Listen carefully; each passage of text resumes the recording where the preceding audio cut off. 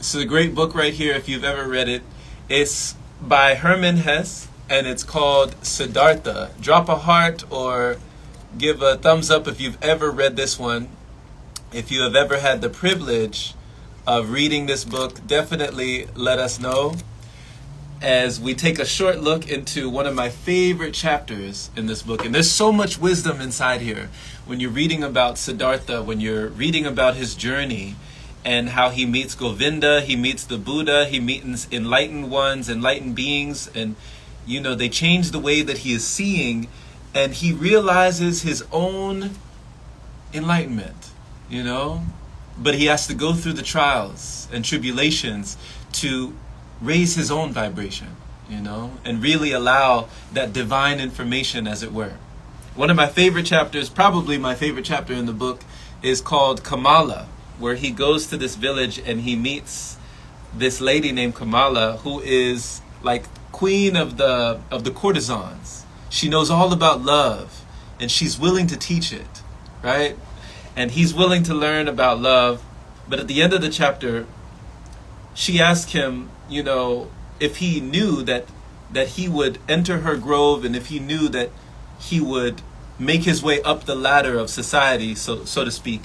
And this was his answer. That, listen, Kamala, when you throw a stone into the water, it finds the quickest way to the bottom of the water. It is the same when Siddhartha has an aim, a goal. Siddhartha does nothing.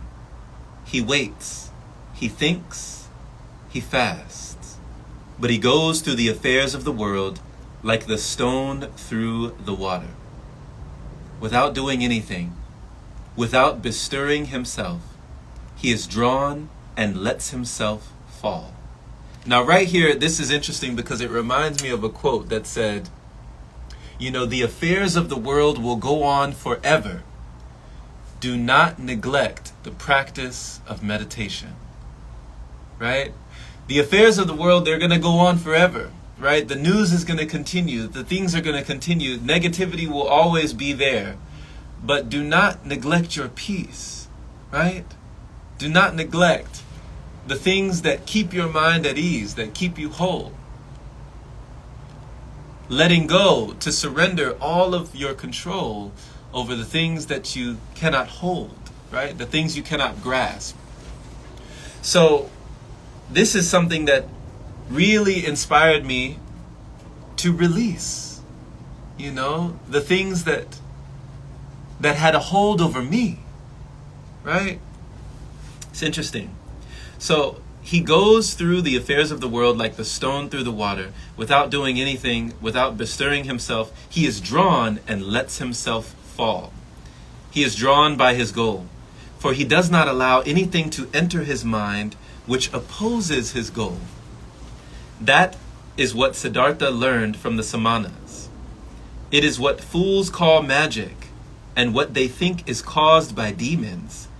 Nothing is caused by demons. There are no demons. Everyone can perform magic. Everyone can reach his goal if he can think, wait, and fast. And this was just something that I read years ago that inspired me to give this a try. Like I asked myself, why? Why are these three skills, these three things that Siddhartha does so important to Siddhartha, so impactful to Siddhartha? And by implementing these three things that don't seem like that much, he is able to be that much more in touch and synchronize with nature, to harmonize to the rhythm that nature has, this beautiful music all around him. There's a symphony going on. Even right now I can, hear the wind whistling through the trees, and you see the birds and the bees, and they're flying, but they're not even trying, right? You see these things flying, but they're not even trying. So it's interesting how when you let go of control, you might place yourself in the form of the brave and the bold. That one of the hardest things to do is to be willing to let go and to allow things to arise and allow insights to show, And when you're willing to let go, you might have more than you know. So he goes to a merchant and he requests to have a job with a merchant. And one of the merchants asks Siddhartha, well, what do you have? And I love this conversation that he has. He says, I possess nothing. You know, if that's what you mean, I certainly am without possessions, right? He said, aren't all samanas without possessions? Do you have any material of worth? You know, what is the thing that you have? He says, I possess nothing but of my own free will, so I am not in need. But how will you live if you are without possessions? I have never thought about it, sir. I have been without possessions for nearly 3 years, and I have never thought on how or what I should live. So you have lived on the possessions of others. Apparently, the merchant also lives on the possessions of others. Well spoken, but he does not take from others for nothing. He gives his goods in exchange. So now they're talking about what people give, right? How they say the secret to living could be giving. That seems to be the way of things. Everyone takes, everyone gives. Life is like that. But if you are without possessions, how can you give? Everyone gives what he has. The soldier gives strength, the merchant goods, the teacher instruction, the farmer rice, the fisherman fish. Very well, said the merchant. And what can you give? What have you learned that you can give? And this is where Siddhartha says that wise old saying, I can think, I can wait, and I can fast. And the merchant said, is that all? He said, I think that is all. He said, and what use are they? For example, fasting, what good is that? It is of great value, sir. If a man has nothing to eat, fasting is the most intelligent thing he can do. If, for instance, Siddhartha had not learned to fast, he would have had to seek some kind of work today, either with you or elsewhere. For hunger would have driven him. But as it is, Siddhartha can wait calmly. He is not impatient. He is not in need. He can ward off hunger for a long time and laugh at it. Therefore, fasting is useful. You are right, Samana. And so the merchant conceded that he was correct, giving an answer that he did not expect. For the energy that we can put out and project is the one that might come back and reflect, but allow us to reconnect with ourselves in the times that we can't do it for anyone else, right? So what are the ways that you can let go to allow the light within you to more brightly show? What are the ways that you can be more insightful than you would have ever known if you allow yourself to do these things? Now, it's interesting that it's not in the things that he does, but in the things he does not. Not in the materials he picks up, but in the possessions he's dropped, right? And it reminded me of a character in Avatar: The Last Airbender, if you've ever seen this beautiful show. This character was named Zahir. And Zahir was one without fear, right? He was one of the Red Lotus. You probably know of the White Lotus. But this was a character from the Red Lotus, and they had aims and ambitions. But it was interesting because they always stayed on mission. Something happened in one of the episodes in The Legend of Korra, where this character, who was portrayed as the villain, ended up flying, right? Because he was no longer tethered. He was more put together when he let go of his earthly tether. In fact, that was Guru Lahima, a scripture that he had read years ago that had said, and I don't want to misquote this, let go your earthly tether, enter the void and become wind. And when he recited this verse, he completely surrendered. And he literally became wind. He flew.